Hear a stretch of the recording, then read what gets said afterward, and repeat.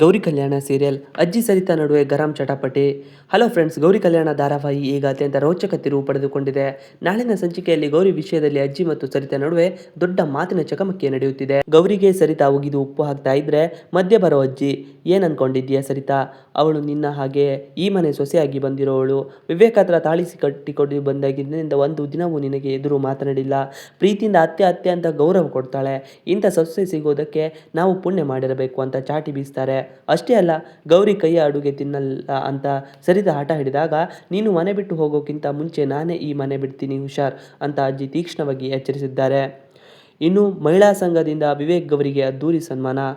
ಈ ಕಡೆ ಅಜ್ಜಿ ಮತ್ತು ಚಕ್ರವರ್ತಿ ಗೌರಿ ಮಾಡಿರೋ ರುಚಿಯಾದ ಅಡುಗೆಯನ್ನು ಮೆಚ್ಚಿ ಊಟ ಮಾಡ್ತಾರೆ.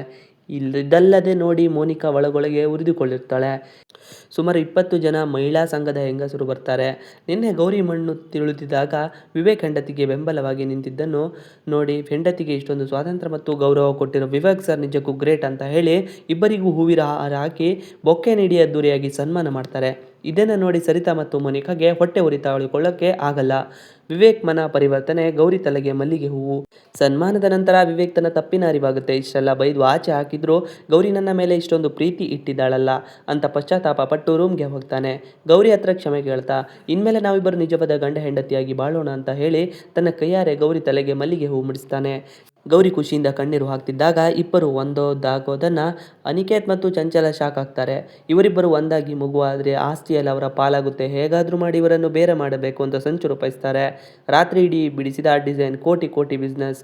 ಬೆಳಿಗ್ಗೆ ವಿವೇಕ್ ಆಫೀಸ್ಗೆ ಹೋಗುವಾಗ ಗೌರಿ ರಾತ್ರಿ ಇಡೀ ನಿದ್ದೆಗೆಟ್ಟು ಬಿಡಿಸಿದ ಹೊಸ ಡಿಸೈನ್ ಪ್ರಾಜೆಕ್ಟನ್ನು ಸರ್ಪ್ರೈಸ್ ಆಗಿ ಕೊಡ್ತಾಳೆ. ಈ ಡಿಸೈನ್ ನೋಡಿ ಕ್ಲೈಂಟ್ ಫುಲ್ ಫಿದಾ ಆಗಿ ಕೋಟಿಗಟ್ಟಲೆ ಆಫರ್ ಕೊಟ್ಟು ಪ್ರಾಜೆಕ್ಟ್ ಓಕೆ ಮಾಡ್ತಾರೆ.